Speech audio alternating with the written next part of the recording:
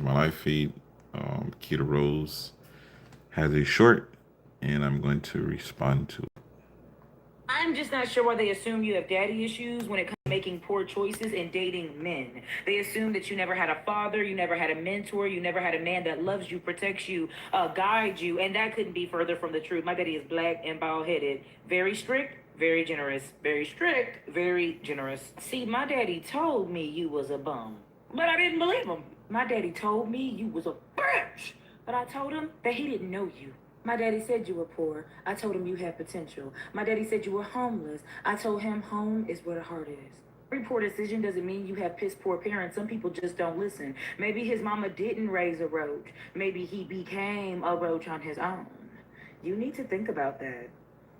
I'm just not sure why they assume you have So, daddy issues when it comes to making poor. the reason why I'm responding to this video is because there's always this idea when it comes to the relationship dynamic between men and women that, what's the best way to put it? There's this condition for some reason in society that when you get into a relationship with somebody, the only way that the relationship should end is because that person has to no longer be worth being in a relationship with. And what I'm implying is that when we are at a certain state or a certain position in our lives, our goal is always to grow. It's always to become better than who we are. And when we're dating, for some reason, it has become normalized that if you're a good person and if you're a good male and your partner is a good female or your partner's whatever gender, but for the simplicity, a good guy and a good girl gets together and starts dating each other. For some reason in society, the idea of two functional, competent individuals being in a stable relationship, deciding, I don't really want to do this with you anymore. We should just go back to being friends, or we should just no longer be in a partnership this way. You're great. I don't see anything negative or positive about us not being in a relationship, but I don't want to do that with you anymore, right? Like the capacity for functional adults to use their words and communicate effectively on a level that will allow two people to mutually understand that while there is nothing wrong with us, this is something I no longer want to do with you, has become not a condition that's possible. And the reason why I'm responding to this video is because that's the conflict, right? The conflict is like females always get with men, and then for some reason these men tend to transform into these monsters. And it's like, well, they was hiding or scheming or pretending to be something that they're not. Like the capacity by which you don't want to acknowledge or accept a person for who they are, and the capacity by which we can show up into a relationship not being who we are, and then expecting someone to get comfortable with the person we're pretending to be, and then transform into who we actually are and feel like you should accept me for who I am, even though I misrepresented myself for a long time, is a them problem. And this is the reason why I'm making this video, because it's a them problem. If you are a person that's trying to be in a relationship and you're trying to do something and you're trying to actualize your life and you have ambitions and goals and dreams, and the person that you're in a relationship with doesn't align with you, they don't have to be a monster. They don't have to be a monster. They don't have to be evil. They don't have to be the devil. They don't have to go to jail, go to hell.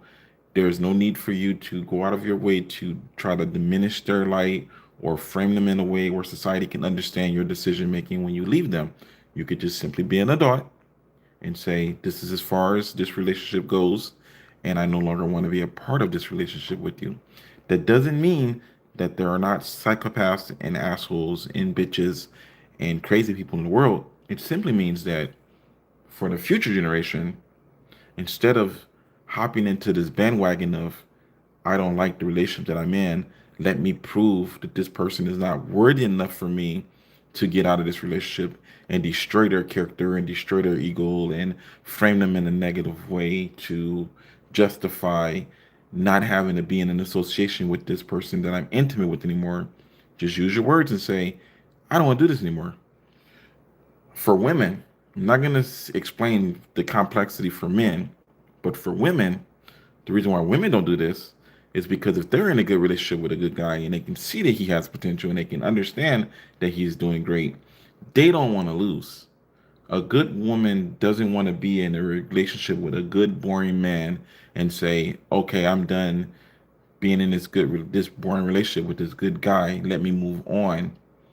And then abandon this guy in the process of achieving greatness and then have to stand on the outside and see his greatness and be like, I could have been sharing in that greatness, but I chose to leave. That's the conflict when it comes to the difference between men and women, because men are constantly seeking love and validation from women, and women are constantly seeking um, resources from men, and that's a normal fucking thing. Like, quit letting society convince us that the capacity by which a girl wants a guy to provide for her makes her a hoe, because that shit's redundant. It doesn't make any sense. It makes perfect logical sense that a woman and a girl and a female that is going to potentially have children would seek out men that are competent and capable of providing for them. That shit's normal. It makes perfect fucking sense for a girl to look at a guy and evaluate his ability to be a functional adult and be a provider. That makes sense. What doesn't make sense is how we've allowed ourselves to let people perpetuate bullshit, stand on false pretense, don't actually validate anything empirically, and just talk and make noise. And then that person winds up with six girls running his fucking mouth, not doing shit, while the actual guys that are actually doing things and actually engaged in being objective people of reality and actually putting in the fucking work wind up going home every night and being single and alone because they don't want to lie and manipulate and scheme and play games with women. That's the part that the average adult is not fucking saying, and we should be saying that shit because women like being lied to.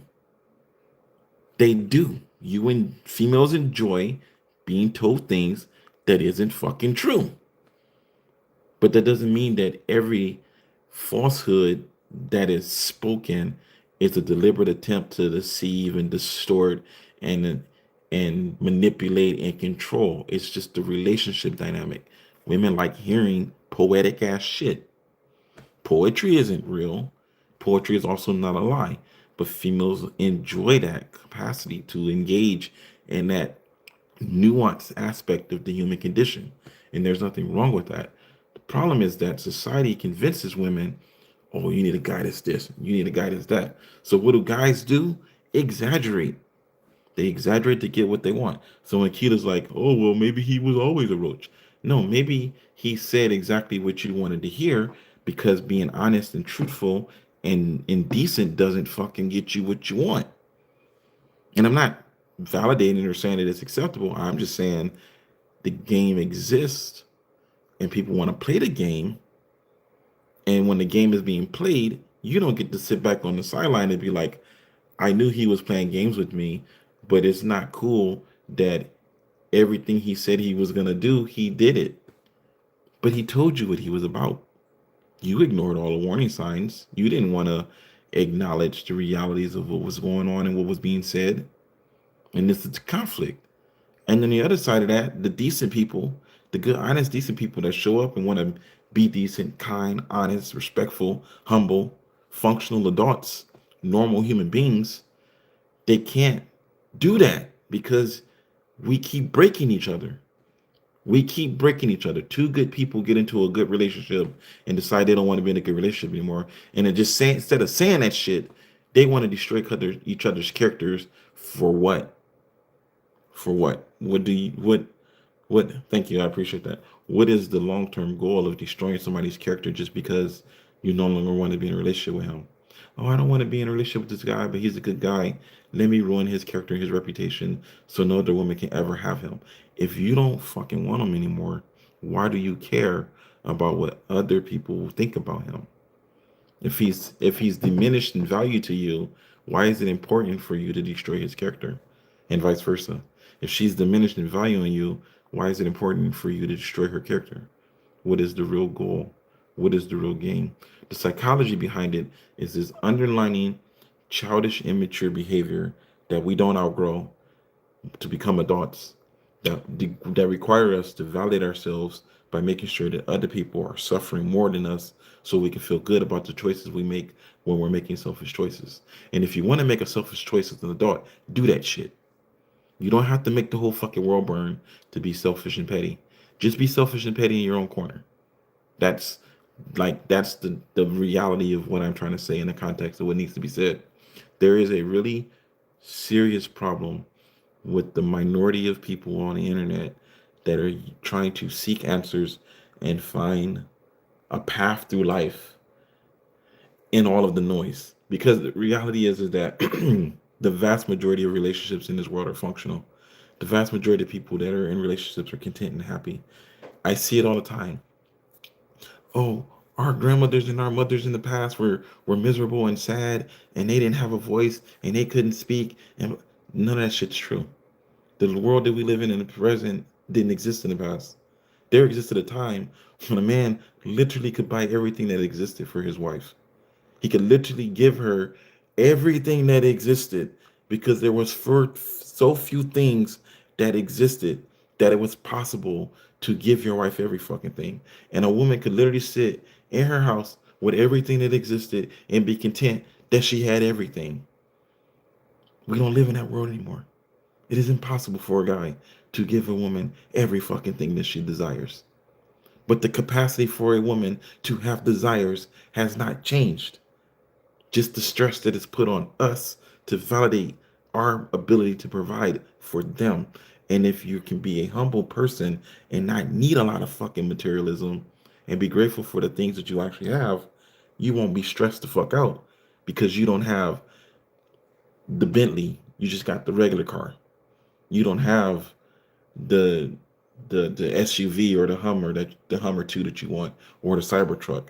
You know, you have a vehicle that can get you to and from work. It starts when you put your key in it, but it's not pretty and the paint is peeling. But every time you're driving down the street past these other women, you're like, I don't understand why my husband can't provide that for me. Not realizing that your husband's trying to provide that for you. It just takes time. Sometimes it just takes time. And if you can be fucking patient, then you can get there if y'all work together. But you're too busy looking into the world and listening to content like this.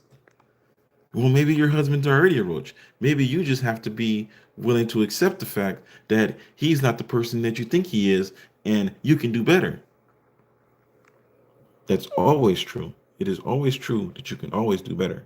It is always possible for you to abandon the people around you so that you can achieve more than what you believe that you already have or what you believe that you deserve. What I'm saying in the context of this video is there is no need for you to destroy somebody to step out of their life. And if you want to leave someone for whatever reason, you should be able to do that without the threat of your life being destroyed. And those are the conditions that we need to be discussing, not the unnecessary back and forth petty squabble. How do we actualize what it is that we're trying to achieve in this world? And I could rant for probably another 20, 30 minutes, but there's no need. As always, my name is Paul Emerson, and I've given you my 2 cents.